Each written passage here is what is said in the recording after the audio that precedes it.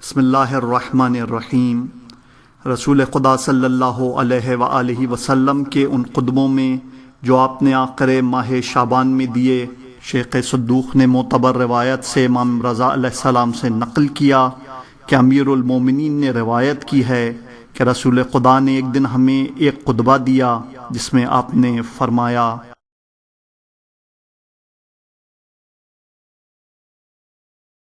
ایھا الناس، خدا کا مہینہ رمضان تمہاری جانب اپنی تمام تر برکتوں، رحمتوں اور مغفرتوں کے ساتھ آیا ہے۔ وہ مہینہ جسے اللہ نے تمام مہینوں سے افضل قرار دیا، جس کے دن خدا کی نگاہ میں تمام دنوں سے بہتر اور جس کی راتیں تمام راتوں سے بہتر ہیں، اور جس کی گھڑیاں تمام گھڑیوں سے بہتر ہیں۔ یہ وہ مہینہ ہے جس میں خدا تمہیں اپنا مہمان بننے کی دعوت دیتا ہے۔ جس ماہ مقدس میں تم خدا کی جانب سے صاحب کرامت قرار دیے گئے ہو، جس ماہ تمہاری ہر سانس خداوند کریم کی تسبیح کا ثواب رکھتی ہے اور تمہاری نیند بھی عبادت ہے اور تمہارے اعمال صالحہ قبول کیے جاتے ہیں، جس ماہ میں تمہاری دعائیں مستجاب ہیں۔ پس اپنے خدا سے خالص نیتوں کے ذریعے رجوع کرو اور طاہر قلوب کے ذریعے اس سے سوال کرو کہ اس نے تمہیں روزہ رکھنے اور تلاوت قرآن کی توفیق عنایت فرمائی ہے۔ بے شک بدبخت و شقی ہے وہ شخص جو اس عظیم مہینے میں خدا کی جانب سے بخشے جانے سے محروم رہے۔ اور اس ماہ میں تمہاری بھوک اور پیاس تمہیں روز آخرت کی بھوک اور پیاس کو یاد دلائے، اور اپنے درمیان مساکین و فقراء کو صدقہ دو، اور اپنے بزرگوں کا احترام کرو اور اپنے چھوٹوں سے رحم دلی سے پیش آؤ،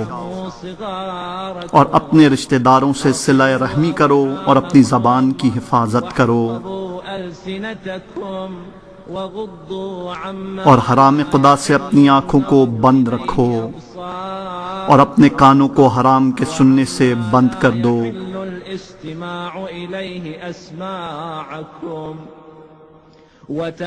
اور یتیموں پر رحم کرو کہ تمہارے یتیموں پر بھی ویسے ہی رحم کیا جائے، اور پروردگار سے اپنے گناہوں کی توبہ طلب کرو، اور نماز کے اوقات میں اپنے ہاتھوں کو دعا کے لیے بلند کرو،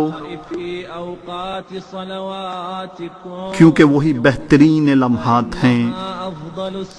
کہ اس وقت خداوند عالم اپنے بندے کی جانب رحمت کی نظر فرماتا ہے اور ان کی مناجات کو قبول کرتا ہے، اور ان کی پکار پر لبیک کہتا ہے جب بندہ اسے پکارتا ہے، اور دعا کرنے والوں کی دعاؤں کو قبول کرتا ہے۔ لوگوں، تمہاری ارواح تمہارے اعمال کے ساتھ متصل ہیں، پس انہیں استغفار کے ذریعے آزاد کراؤ، اور تمہاری پشت پر تمہارے گناہوں کا بھاری بوجھ ہے، پس اس بوجھ کو طویل سجدوں کے ذریعے ہلکا کرو۔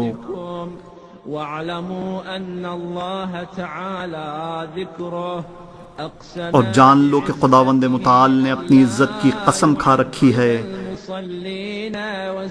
کہ وہ نمازیوں اور سجدہ کرنے والوں کو عذاب سے دور رکھے گا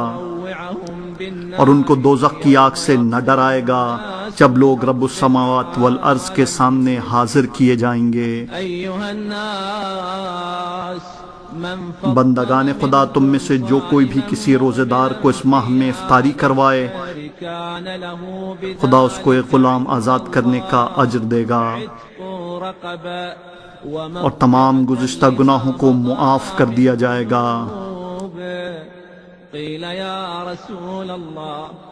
کچھ اصحاب نے سوال کیا: یا رسول اللہ، ہم میں سے کچھ ایسا کرنے پر قدرت نہیں رکھتے؟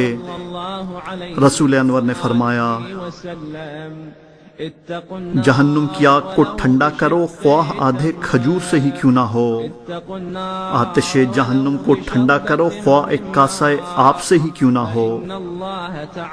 کہ بے شک خداوند متعال تم کو اس کی جزا دے گا اگر تم اس سے زیادہ کرنے پر قادر نہیں ہو۔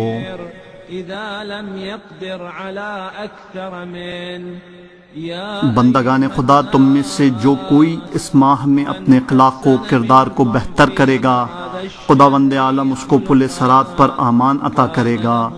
جس دن لوگوں کے قدم لرزش میں ہوں گے۔ اور تم میں سے اس ماہ جو کوئی بھی اپنے ماتحت کے بوجھ کو کم کرے گا اللہ اس کا حساب ہلکا کرے گا۔ تم میں سے جو بھی اس ماہ میں دوسروں کو اذیت دینے سے گریز کرے گا خداوند عالم اپنے سے ملاقات کے دن اپنے غضب کو اس سے دور رکھے گا۔ اور جو کسی یتیم پر کرم کرے گا خداوند عالم روز جزا اسے اپنی رحمت سے متصل کر دے گا۔ اور جو شخص صلہ رحمی کرے گا خداوند عالم اسے روز جزا اپنی رحمت سے متصل کر دے گا۔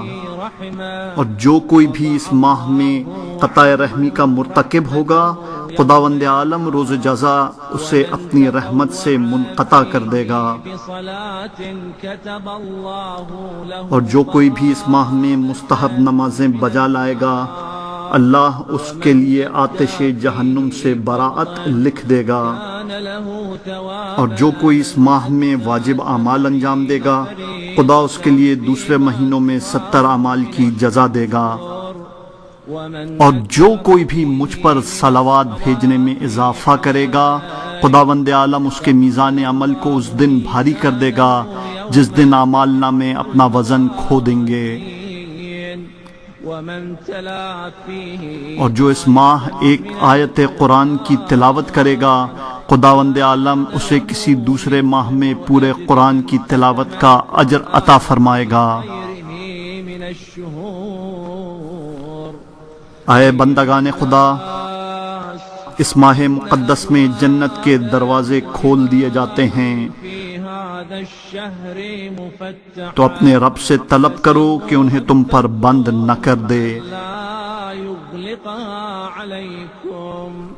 اور جہنم کے دروازے بند کر دیے جاتے ہیں اپنے رب سے طلب کرو کہ انہیں تم پر کھول نہ دیا جائے۔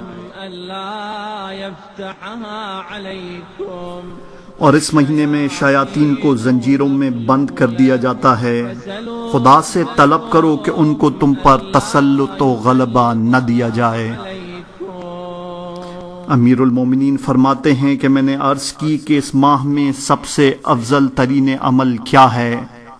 رسول انور نے فرمایا اس مہینے میں محرمات سے پرہیز کرنا سب سے زیادہ افضل عمل ہے۔